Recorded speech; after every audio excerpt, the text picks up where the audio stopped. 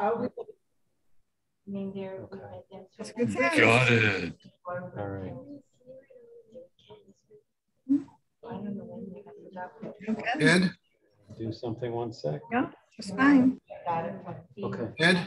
Well, he might All right. bring my own. And I couldn't open up that Zoom invitation that was in the East Point thing on 2 computers.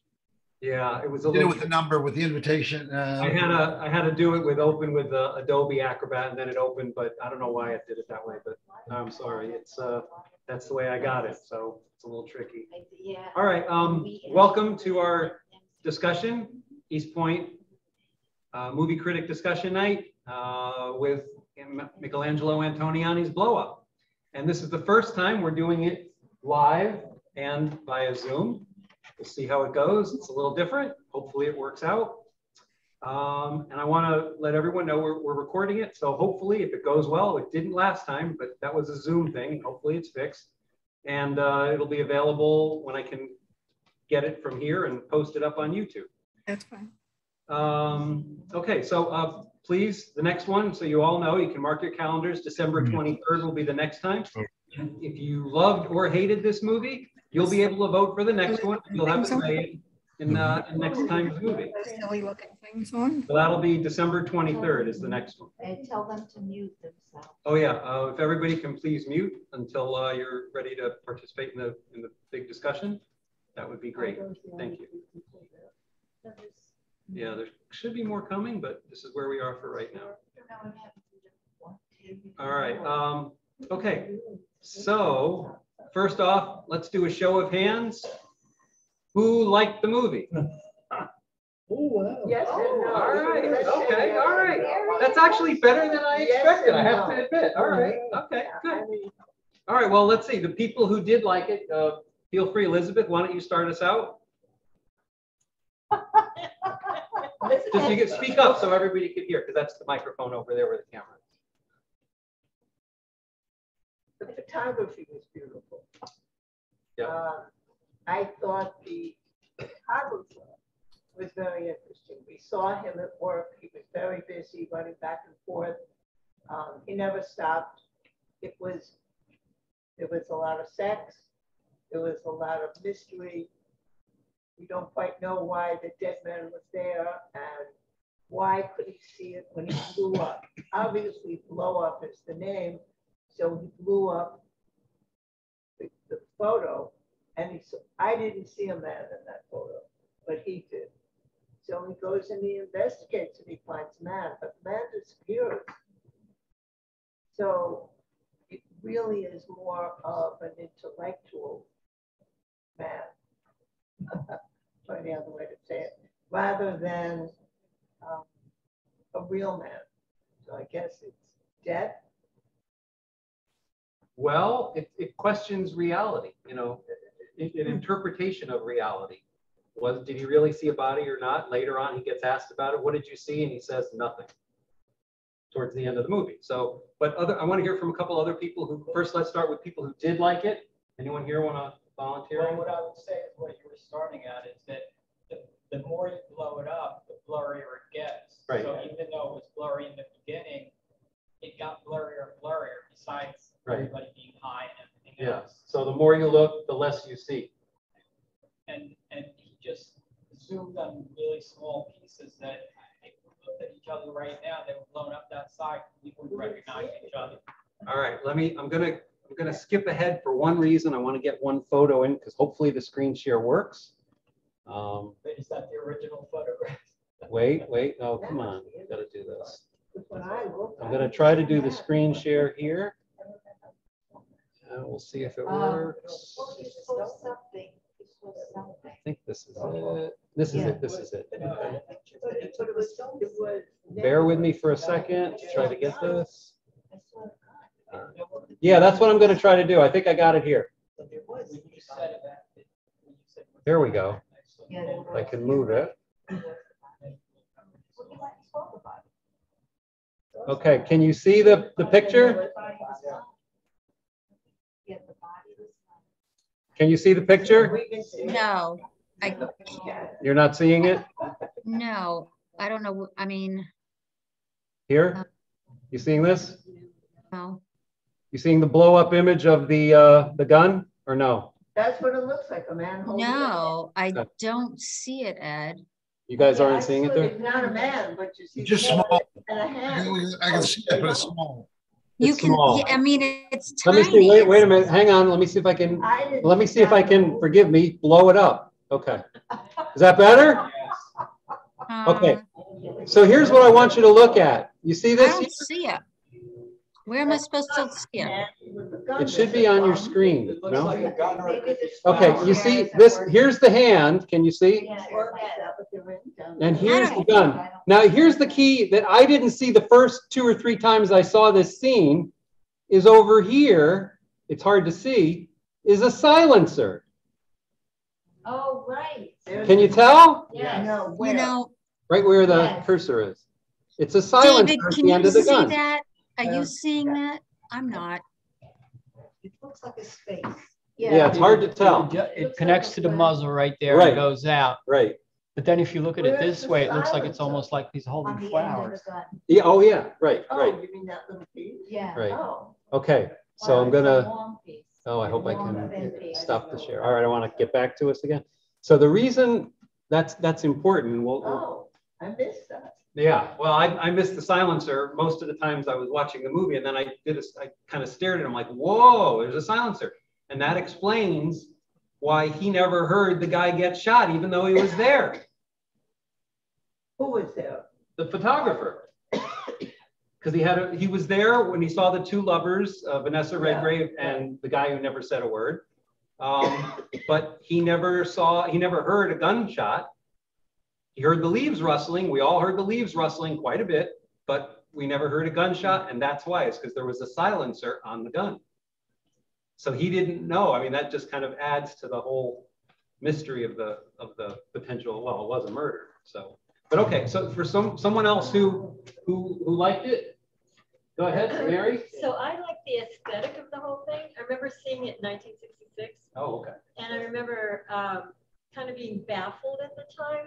But now looking back so many years later, I really loved like the kind of reviewing the 1960s, whether it was, you know, the music, the fashion, just the whole thing was kind of fun. It was fun to see it again.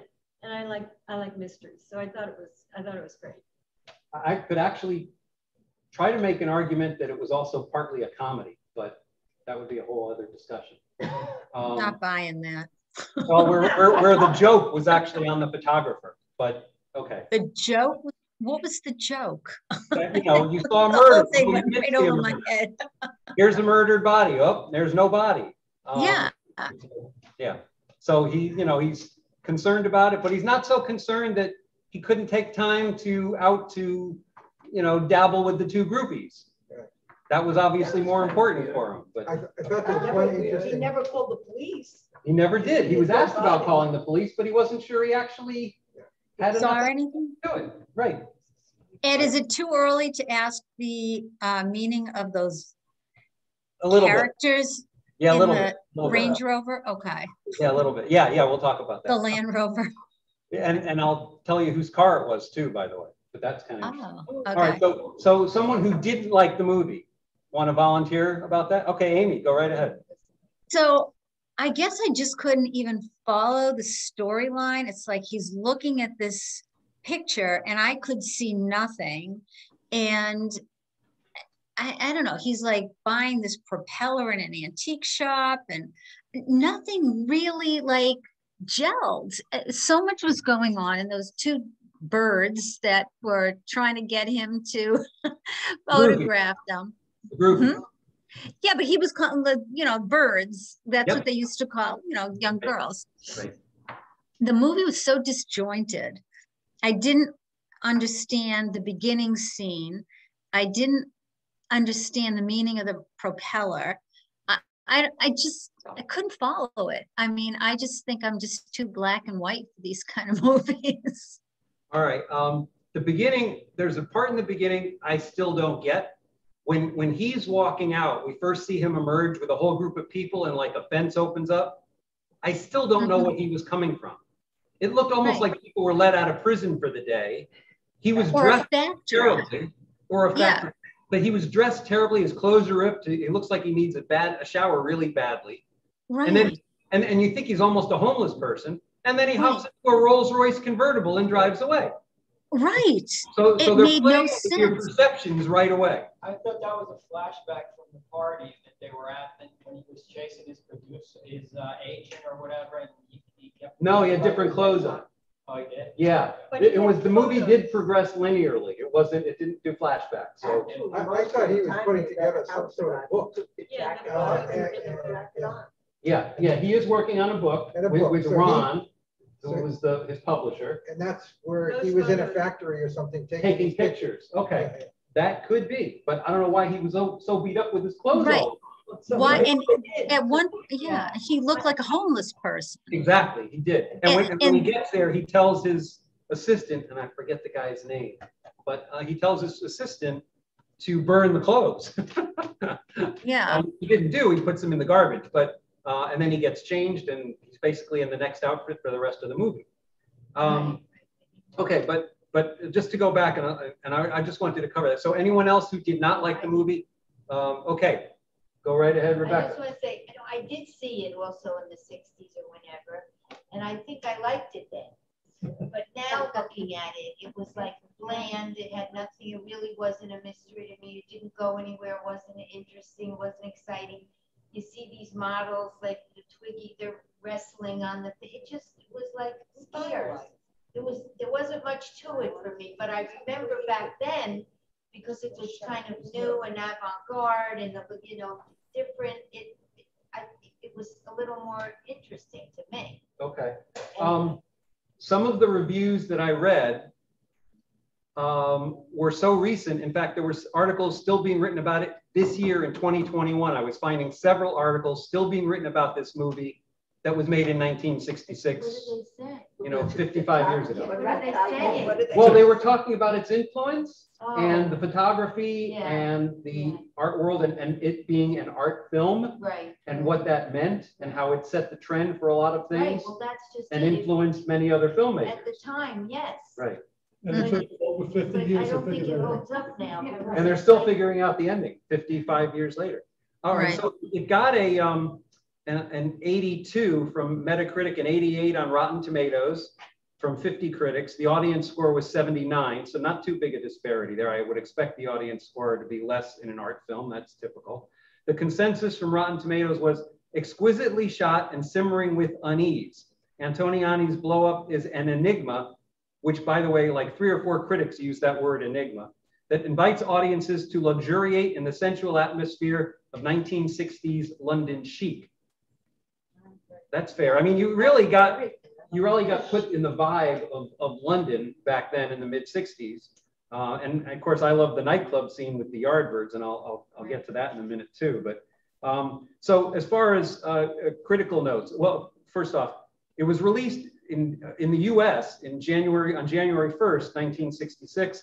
The budget was 1.8 million. The box office was 20 million, which for this kind of movie was huge, like groundbreakingly huge, to the point where some of the quotes were, this movie became so popular, even the movie studio's PR people went out to go see it, which was, saying something apparently. So it's considered probably Antonioni's most well-known work. Some of his other films that were pretty well-known and highly regarded were La Ventura, The Passenger with Jack Nicholson, the screenplay. So the screenplay Antonioni wrote it with a guy named Tonino Guerra. I really didn't see much about him online, but it's based on a short story by Julio Cortázar, who has a brief appearance in the movie in one of the photos of the homeless people. He was one of the homeless people in the photos, the guy who actually wrote the short story. But that was kind of interesting. And the title of the short story translates to either the spit or drool of the devil. That's the actual title of the story this was based on. How much he used from the story, I don't know because I didn't read the story. But this movie did influence other filmmakers, including Brian De Palma. If anyone ever saw it, and I know you guys did, the John Travolta movie Blowout that was made in 1981, total ripoff or homage, however you want to put it, to this movie, where John Travolta plays a film studio sound technician who goes to record some ambient sound. and here's either a car backfiring or a gunshot, and there's a whole bunch of things going on with that too, and what he ends up finding. But the plot's similar in that regard. He keeps trying to listen to the sound to hear it better and can't really get enough information from it. So now, Ingmar Bergman, by the way, this movie won the Palme d'Or at the Cannes Film Festival, and it prompted even Ingmar Bergman, who disliked Antonioni's work, according to this article that was written in July of this year. But Bergman called this film a masterpiece. Antonioni said, "Blow Up is my most unorthodox film, but it is unorthodox in montage as well as photography. At the college, they teach you never to cut a shot during its action, yet I continually do that in Blow Up." Okay, let's see. It's in IndieWire. It said this movie would seem to tick all the boxes when it comes to the cliched view of so-called art house cinema. Slow rhythm, loose narrative, enigmatic characters, inconclusive endings, all these elements are here. He's known for being a character of bourgeois and ennui, and while he has a strong interest in character psychology, it's not clearly delineated from the familiar in Hollywood. Let's see, in an interview in 1962, 4 years before this came out, Antonioni said, "If man is today more alone, it's because communication has become more difficult. In my opinion, this happens because we can't find our bearings in this environment. Maybe this uneasiness rests in the fact that technology has progressed at such an alarming rate." Now, he's saying this in 1962 about technology. He passed away in 2017. What would he say now, right? Yeah, he'd be completely lost. Now, there was, so someone, a film critic, a novelist and screenwriter who was also a screenwriter, wrote last year at Marienbad. He once said, describing Antonioni's work, comparing him to Hitchcock, "In a Hitchcock film, the meaning of what you see on the screen is constantly delayed. But at the end of the film, you understand everything. With Antonioni's films, it's the exact opposite." Right? So I thought that was a great comment. And then interestingly, I wanted to mention this too, because I don't know if you guys noticed the numerology in the film, but you know, he has a car phone in his Rolls Royce, and his car phone number was Blue 439. Do you remember his building number that when he went into the studio where he was living? You remember the number? Anyone? 39. 39, right. Reference possibly to Hitchcock's 39 Steps? Maybe. The payphone he calls to try to get, I don't know if it was Ron or somebody. Oh no, he was trying to reach the woman. No, she gave a fake number, but it was Knightsbridge 1239. And the other number he calls from the payphone is Frobisher 329. And then there was also a scene in his studio with a pillow with the number 3 on the pillow. Now, there's so much of a disconnect in so many ways. For example, he goes into an antique store. Have you ever seen a more unhelpful clerk than the guy in that antique store, right? Right. He didn't want to sell him anything. He was a pain. He was totally unhelpful, and he even blew dust at him, if you remember. Yeah. And he went in to buy landscape paintings, but what does he come out with? Propeller. A large propeller, right? Totally like the complete opposite. He also reveals his, these are my notes from watching as I was watching it. He reveals his contempt for his work and the models. He orders lunch and a pint of beer and then leaves before getting it. He tells Ron, his book publisher, that he wants to be free. Ron asks him to do what? No answer, right? No answer. And then there was the conversation where he talks about his wife. You remember the Sarah Miles character who was with the painter? Mm-hmm. Okay. And also he tried to buy the painting and the guy wouldn't sell him the painting. Do you remember what the painting was of? Do you remember the painting at all? Dots. Right, it was dots. It was dots. It was what? The director had the painter, who actually really was the painter, the guy who played the painter painted that picture. Under Antonioni's direction, he showed him the image of the gun blown up, the one I showed you earlier, and he said, I want something with this kind of image, looking something like this with the dots. That's what he wanted the picture to look like. So he sort of reverse engineered it the painting. But so Michael, the photographer, says that he has a wife, and then he says, no, he's not married. She's easy to live with. No, that's why I don't live with her. We have kids. No, we really don't have kids.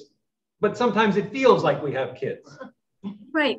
That sort of stuff I couldn't follow. So the question is, what is reality? And I'm going to make the argument, and I didn't really see too much of this in the critical notes I read, that his reality is what he captures on film. The one time he didn't have the camera with him, does anyone remember what the time is? He did not have the camera. Yeah, when they died, when he went to see the body. Exactly. Yeah. He went, the body's there, and he sees the body in person. He did not have the camera with him. Right. When he goes back with the camera to photograph the body, of course it's gone. Right, right. So then he's asked later when he's depressed about it, and he goes to the party where everybody's high and drugged up, and he's talking to Ron, his publisher, again, and he says, Ron says to him, so what did you see? And he goes, nothing. He had no proof. Right. And he didn't have it on film other than the blow up, which you couldn't really see anything. So I think to him, that was his reality, which gets pushed at the end with the scene. And I want to see because I have the picture here, if I can do it. We'll see if we get it. Yeah. That is so funny. Let's see. What are they doing? Okay. Here we are. Okay. This is it. Okay. Here we go. So this is a key moment. All right. Can you see that now? Oh. Does anybody else who's virtual see this? It's very small. It's hard to see anything. Yeah, it's just a little tiny thumbnail. Yeah, I'm sorry. It's the biggest I can make it. Which picture are you looking at? It's Michael at the tennis court, and all the mimes are in the background, and the two mimes that are playing tennis are right in front of him on the other side of the fence. Right. And he's looking to where the ball was, but you remember there was no ball. Right. So he ends up going to get the ball, which to me was where he crossed over as far as reality. When he went to get the ball and he threw it back. It was like he was playing along with them.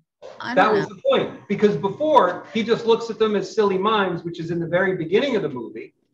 And by the way, I said I'd mention this. The Jeep they were in, yeah, David Hemmings' Jeep. David who? Hemmings, the actor who played Michael, the photographer. Oh, that was his Land Rover. His actual Jeep that he rented to the movie because it helped him pay for the Jeep. I'm sorry. So anyway, I don't know. So he's watching them with the tennis match, and then he actually goes and participates. He gets the ball. They're all looking at him like, "Are you going to get the ball?" And he goes and gets the ball and throws it back.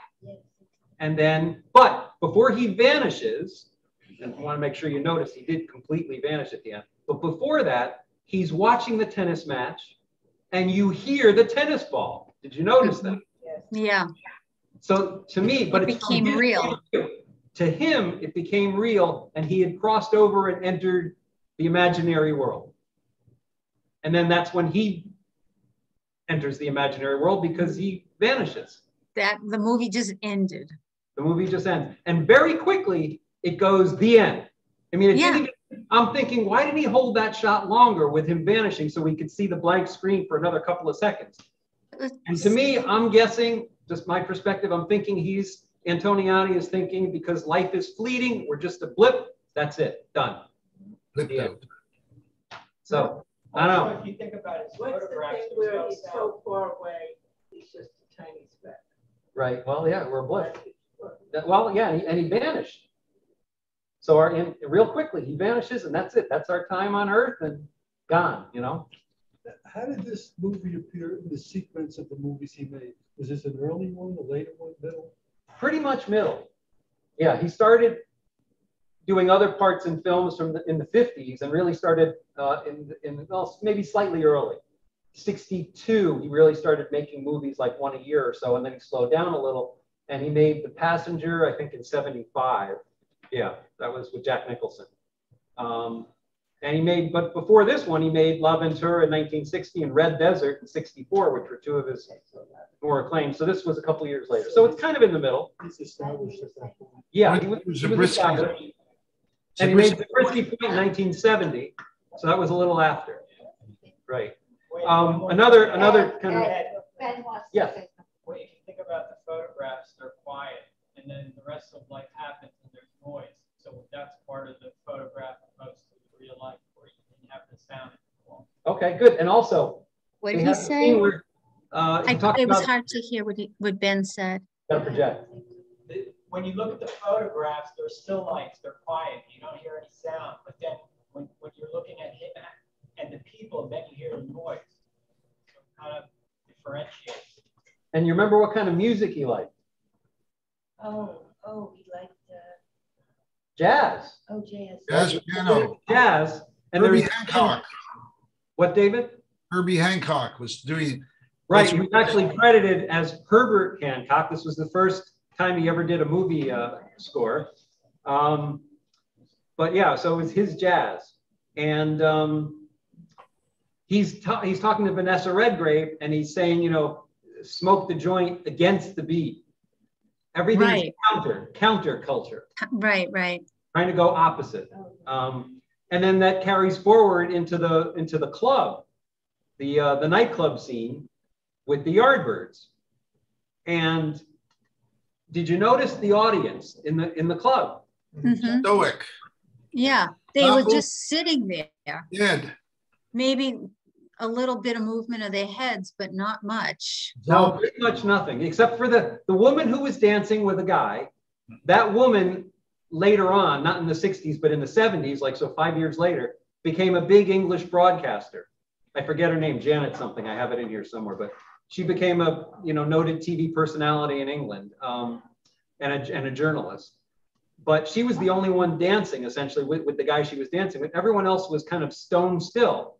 Now, some of the critics, including Roger Ebert, thought that the people in the club were bored. But if you looked at their faces, they weren't bored. They were like mesmerized or transfixed.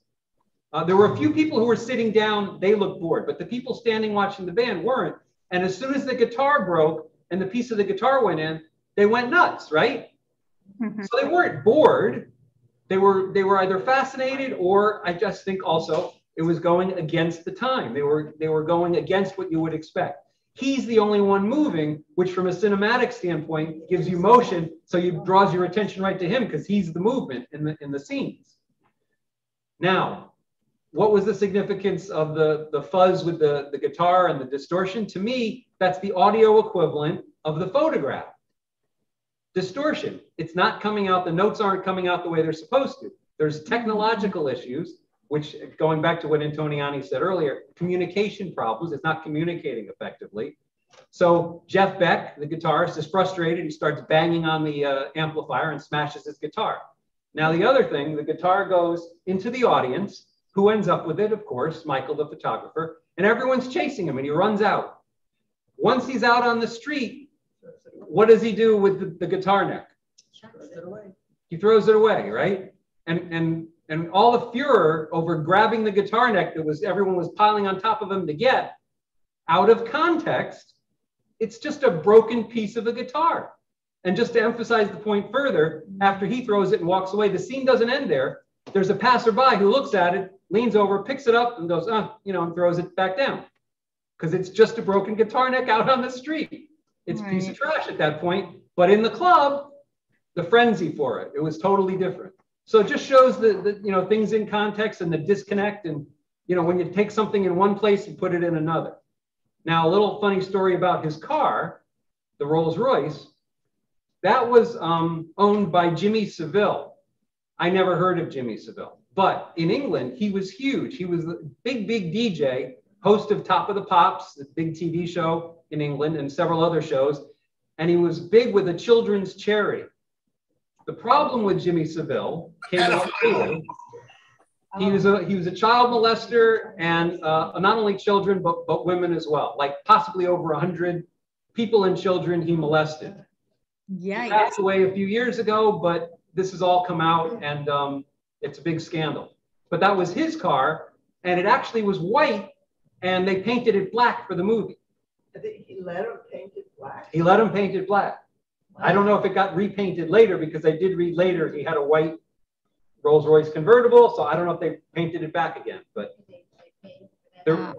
yeah, right, I'm sure they paid him for it. But there was also a joke that David Hemmings tried playing on the director, where he made it look like the car blew up. He had the prop team rig a smoke bomb in it that went off when he pulled the lever.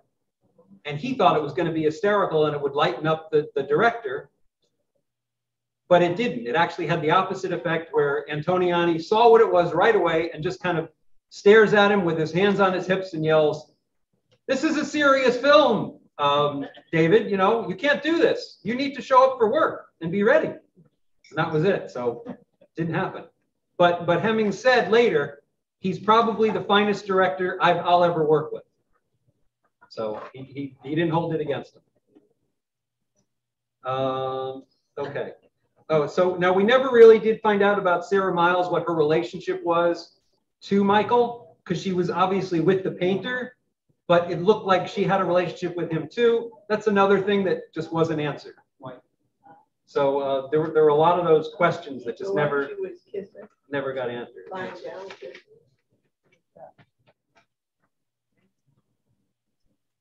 With the painter, yeah, it was the painter. Yeah, they were in bed together, the painter. Yeah, yeah. Oh, and then, you know, the phone rings when he's with Vanessa Redgrave, and he ignores it for a few rings, and then he ends up diving for it and hits his head on the table. And then there's something similar with the doorbell. The doorbell rings, and he says, "Oh, forget it, they'll go away." And they don't. And what was it? It was his propeller being delivered. What was that meaning? And what's the meaning? The propeller, again, I think the meaning was another thing out of context. What is its point? It's a propeller, not attached to anything. It like a prop for a photo shoot or something? Right, sure. That's what, you know, in context of the film, he would use it for. He's got those other, he had the feather boas and all the other stuff in his studio. Right. If this is something different to play with, when he has the models in the studio, he can use it. But again, it's disconnected from its original intent. What is it? You know, it's just something completely out of context. And he ended up paying, I looked up the numbers, it translated, I think it was £8. It translates to now value about $200 for the propeller. Yeah. So the question I have so Village Voice, the critic says, it's Antonioni's What is Truth meditation on swinging London. It's a movie to appreciate, if not ponder.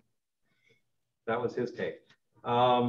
Now, Total Film said the movie inspired everyone from Francis Ford Coppola to Mike Myers. The arty thriller remains an absorbing, eerie enigma. And Classic Film and Television called it inventive, richly styled, a visual classic. Steve Crum, Video Review Master, still thought-provoking, fascinating filmmaking. TV Guide says it's a pop culture icon that has become a cult classic. Now, another one, and I'll get to some negative reviews too. Chicago Reader. This is so ravishing to look at. The colors all seem newly minted and pleasurable to follow. The enigmas, there's the word again, are usually more teasing than worrying, that you're likely to excuse the metaphysical pretensions. A mixed review. And this was where someone called it, the title of the article was The Disturbing Wrongness of Antonioni's Blow Up. And what he means by wrongness isn't wrong in the direction of the film, it's in film, traditional filmmaking, how he was counter to it, but also some of the other things. And I can't show it to you as well here, but he says, why is that mime's mouth open? There was a big scene with the mimes, and they're all screaming. You remember? They're supposed to be mimes. But the point was, the mime was yelling. And that's, you know, that's kind of, again, the counter to what you would expect it's supposed to be. Okay, I can pause here. Anyone have any thoughts or comments on that? I didn't understand in the beginning scene when these mimes were making all that noise and they're almost terrorizing people. Right. And they like shook him down for money. I mean, he's reaching in the back of that Rolls Royce for something. I assumed he was To get money, to give them money to go. They were like begging, you know. Right, that's right. And they were like harassing people. Right. And then all of a sudden, Which is they're not what mimes are supposed to do, but yeah. no. And they're like banging instruments and pots and, you know, they're making a racket, noise, right? making noise. And it's the same thing when they were in the park. Right. They come riding in a Land Rover and they're making a racket. And then all of a sudden they're like playing tennis silently. I mean, So remember early on the sign they gave him? No, I don't. What? They gave him a sign to put in the back of his convertible. And the sign said, anyone remember? No, what? Go away. Oh, right. Go away. Sign said go away. He drives off, the sign flies out and goes away. Right. Just, you know, to me, that's like one of the comedic scenes in it. Okay, let's see. So yeah, I won't get into some of the details where they talk about his shot, where he feels the camera, he's like walking into the camera and then it flips around behind him. Now, all right, so the groupie scene, because I had a question was like, okay, one of the groupies, and for lack of a better term, the blonde on the left is what they were calling her in this one review. She's willing to have sex with him in exchange to being photographed, but the brunette was not. So what happens? The blonde helps Thomas strip her friend and he proceeds to rape her. How does she react? She laughs while resisting. So is she resisting? Is she raped? Does she cooperate? Does she give in? I don't know. I don't know if there's an answer to that. It's just wrong on so many levels. I don't know. Why are you laughing, Rebecca? Okay. So yeah, so Thomas relates through his camera to a world that has ceased making sense, as evidenced by his non-evidence of a crime he can't prove was committed. So too does the viewer relate to his world. Danny Perea, noted British critic, called it an art film for the masses. Now, Film Fanatic replied to his review. Not exactly. Peary writes that Antonioni's landmark film, the era's art film for the masses, was greeted with tremendous excitement and adulation when it was released. Viewers considered it a, quote, hip, mysterious, visually exhilarating foreign film, one that caused them to eagerly mull over symbols, color patterns, and hidden meanings in the storyline. Trying to answer that question, what is the difference between illusion and reality? And it turned up often on literature exams and deeply contemplating the nature of cameras, images, film, photographs, and those people who make their living with a camera. Hemmings displays only arrogance and insolence when working with his female models, living a frivolous fantasy life, which he obviously doesn't like. Knowing how, you notice how he showed up at least an hour late for the shoot with Verushka. And then with the other models, and I could show you the picture, but it's no point because it's too small for you, where they had like 5 models in crazy mod clothing with the screens in front of them. Right. Berating them, yelling at them, startling them, and then he makes them stand with their eyes closed and he leaves. Right. He wants to make sure they're still staying with their eyes closed and he's not coming back anytime soon. What was that for? Because he's showing contempt for them. Right. He did not like doing that. He had no respect for this whole fashion photography business at all. And he didn't like the women who were the models. And I think even when he was photographing Verushka, he was trying to like get very sexual with her, like leaning on her and kissing her. And then it's like, okay, I'm done. Goodbye. Yeah, maybe you could see it this way. Yes, that's exactly what I'm thinking of. Yeah. That was actually the movie poster. Oh, that was really? most commonly used. It was a black and white image of this on a red background. Oh. He's lying. He's straddling on top of her. Right. He's being very sexual with her and trying to, and the, like the poses and everything. And then it's like, okay, you're done. I'm, done with this. Goodbye. Right. And she wasn't really wearing much of anything anyway. No, she wasn't. There So wasn't much there. This was the first Yeah, right. British film where there was full frontal nudity. Where was that? I missed it. Where was it? You must have fallen asleep. Barushka?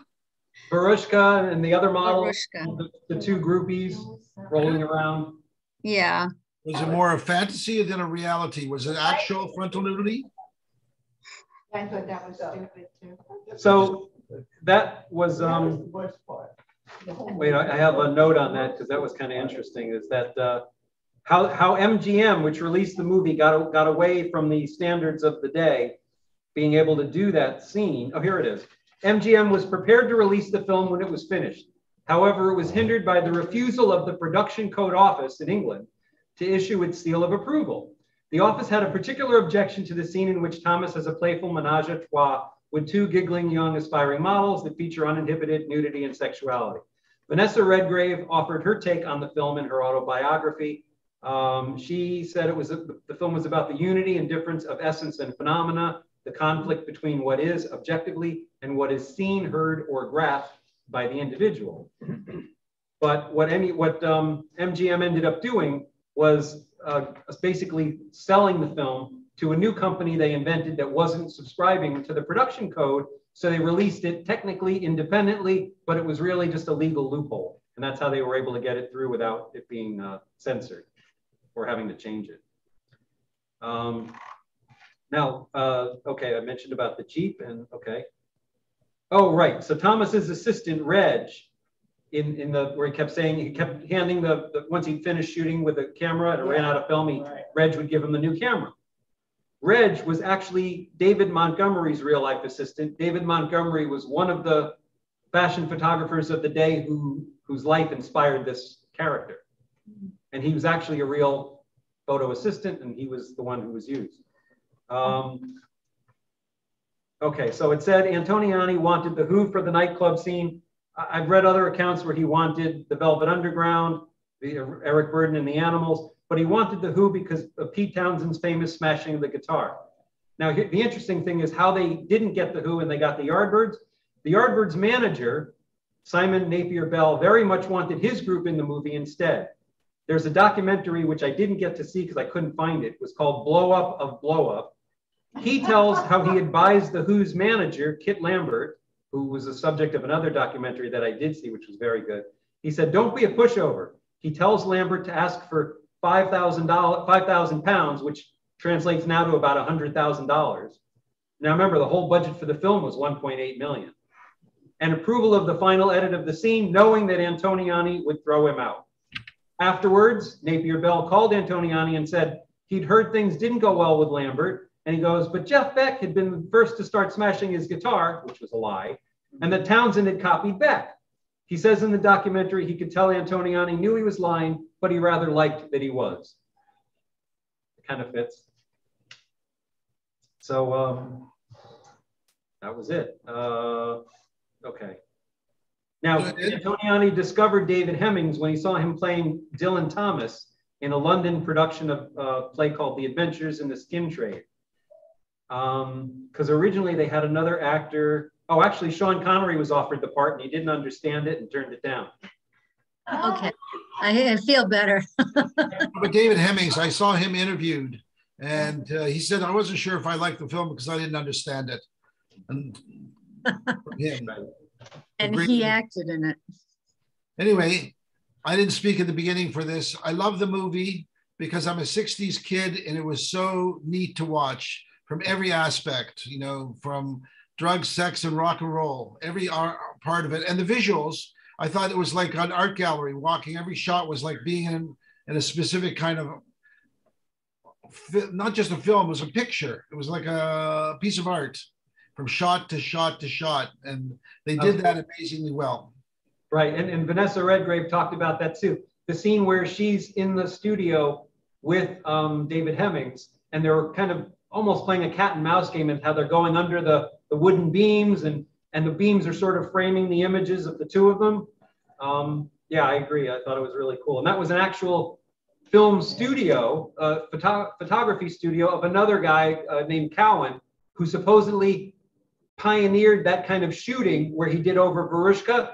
One of the models who was in the movie as an extra, she said that Antonioni had David Hemmings do that just like Cowan. It was totally like Cowan, and Cowan was this other fashion photographer, and it happened to be his studio. So she goes, I'm sure he saw him working there. And do any of the reviews talk about how he gathered such a interesting group of people, many of whom became famous after the fact? So I'm thinking about, well, Verushka was famous. She was already famous. She was already famous, but not as famous as she became later. Right. Well, this probably helped her get famous. She also had the great line at the end when he sees her later in the drug party, and he says to her, "I thought you were going to Paris." Remember what her answer was? I'm here. I'm in Paris. I'm in Paris. Exactly. People like Jane Birkin. I mean, and there are other people in the film who became very famous later. Is that the purse? The Birkin purse? Is that from her? That I don't know. You know that? I don't know. What The was Birkin it? purse. Yeah, I think it is related Could to be. Jane Birkin. Yeah.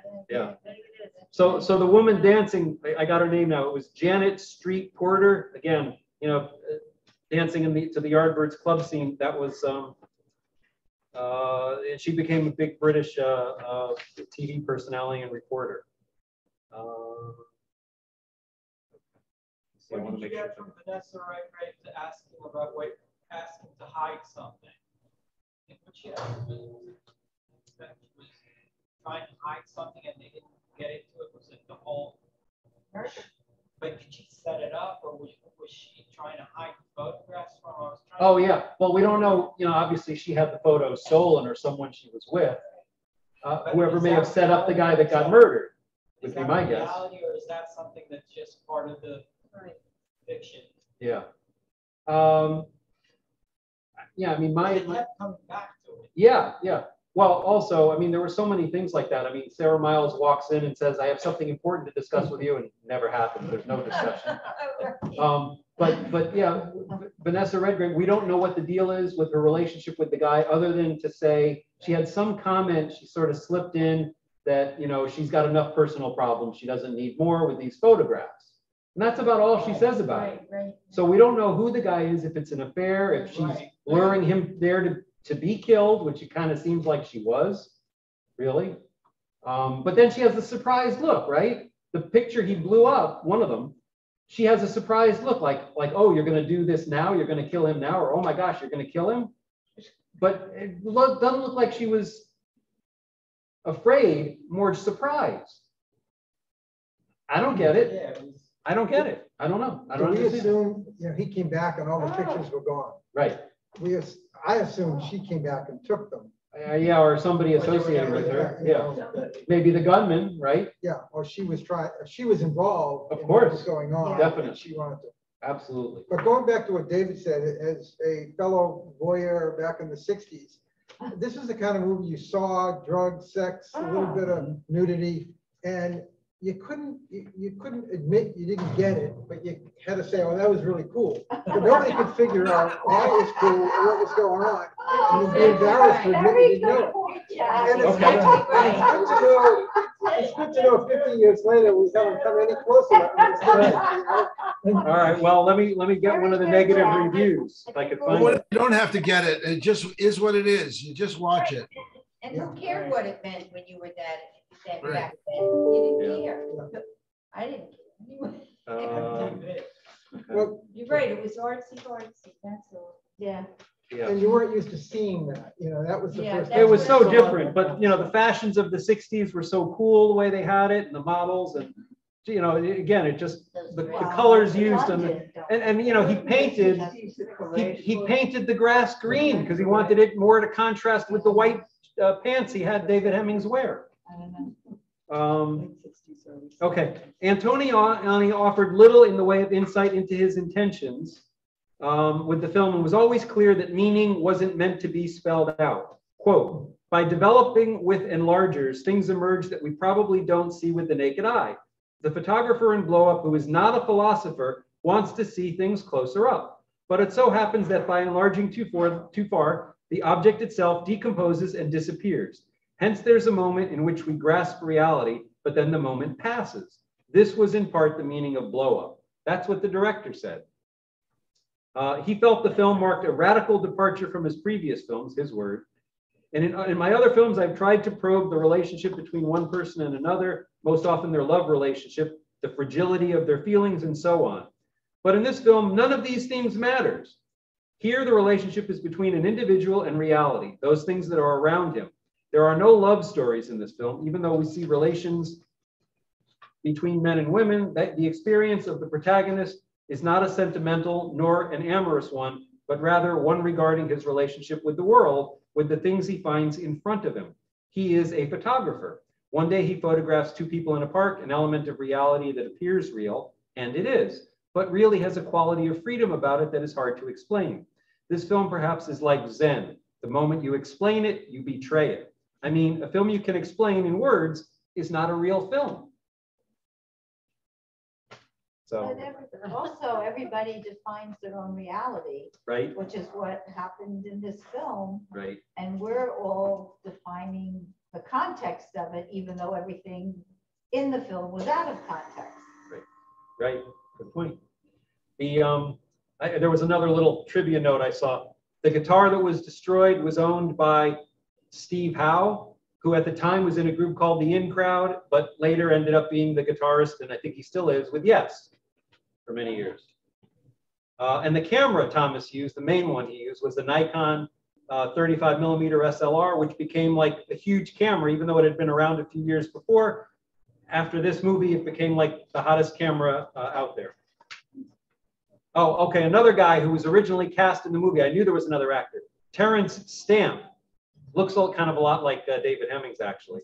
He was originally cast, but was dropped 2 weeks before shooting began in favor of then relative unknown David Hemmings. And the film was set in London, but Antonioni was adamant that the story wasn't necessarily about London. I was hoping, he explained, that no one in seeing the finished film would say Blow Up is a typically British film. At the same time, I was hoping no one would define it exclusively as an Italian film. Let's see. Okay, I already told you that part. And Vanessa Redgrave said the film was as much about listening as it was seeing. Michelangelo's ear, not for dialogue, but for the sounds of nature and normally inanimate objects, was as subtle as his eye. And there was a screenplay that he wrote, but he said he allowed himself plenty of freedom for the creative process to be organic. I depart from the script constantly. I made film scenes I had no intention of filming. Things suggest themselves on location. And then I try not to think too much about it. And then in the cutting room, I take the film and start to put it together. And then I get an idea of what the film is about. But he still couldn't explain what it was about at the end. Right. Yeah, well, he didn't want to. At the That's point for sure. where he's at the park, looking at the body. Yes, without his camera. I could have sworn there was a moment where I heard a click. Yeah. And Yeah, well, he turned. It was a twig snapping, Right. which spooked him. So you don't know, was it a bird, just the wind knocking it, or was it a person How there? long was that body laying there before it was removed? Yeah, it was maybe like a half a day, you know, right? That would seem very strange. Which too. I agree, very weird. If someone kills someone, they're not going to leave the body there for like 12 hours. You wouldn't think, right? The other thing that happened at that scene, he was looking at the body. He Did went the to- actor do anything else? He After did. this? Yeah, he actually did. He He did died in several his early movies. 50s of a heart attack. Yeah, he died at like 58 or 59 of a heart attack. But 63. he did theater, he did films, and he did painting and artwork. And he actually did some photography too, I believe.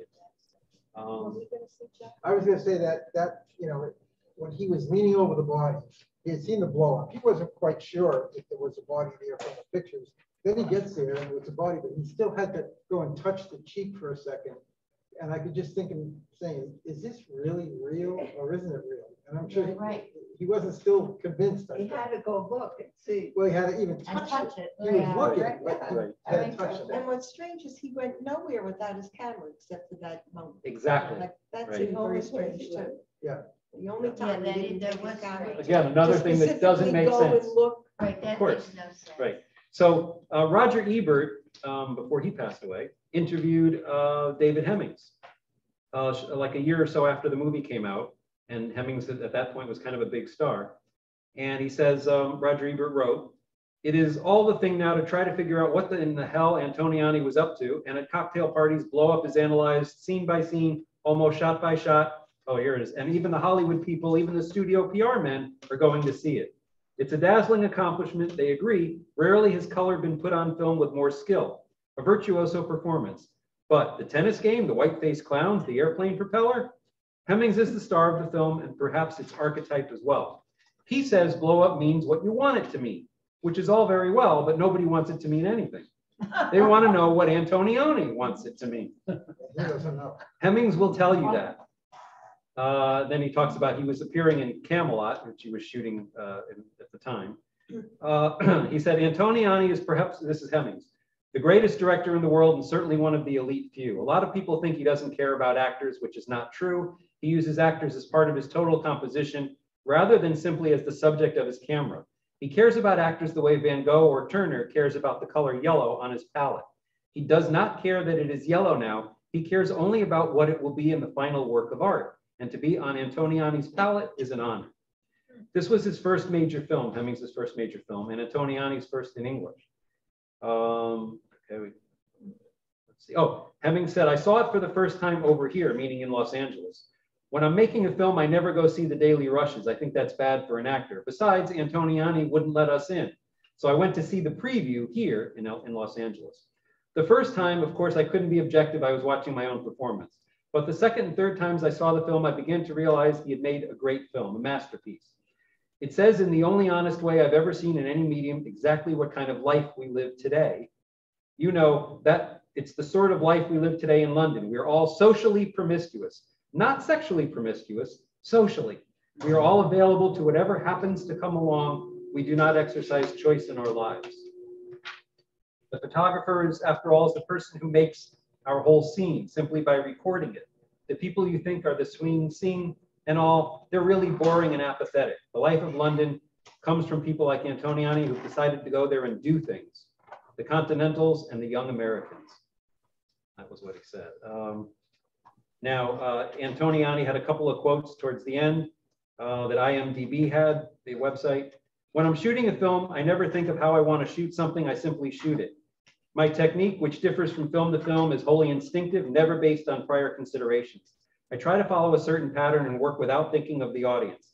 It's not that I dislike my audience, I'm not an intellectual, but I believe that film should not be made to entertain the audience, earn money, or achieve popularity.